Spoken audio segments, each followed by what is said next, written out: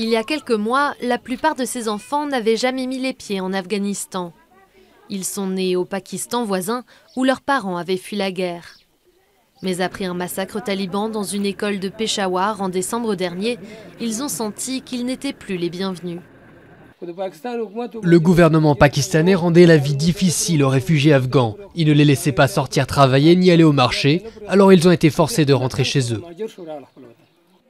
Depuis janvier, 66 000 Afghans ont retraversé la frontière, soit 9 fois de plus que l'année dernière. Une fois de retour, les familles s'installent dans des campements de fortune, pour la plupart près de Jalalabad, dans le sud-est du pays. Nous étions heureux au Pakistan, nous avions notre propre maison et nous possédions notre propre commerce.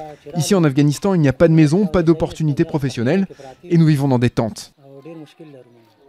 Bon nombre de réfugiés ont choisi de revenir spontanément pour fuir les tensions. Mais 6 000 d'entre eux, sans papier, ont été expulsés par les autorités pakistanaises. Et cet afflux soudain de rapatriés pose problème à l'Afghanistan. C'est un défi humanitaire à la frontière d'aider les gens qui reviennent, qui n'ont rien et qui ont été hors du pays pendant des décennies.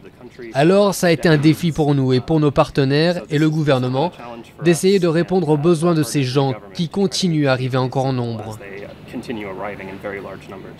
Jusqu'à présent, l'Organisation internationale pour les migrations n'a pu aider qu'environ 10% des Afghans revenus depuis le début de l'année.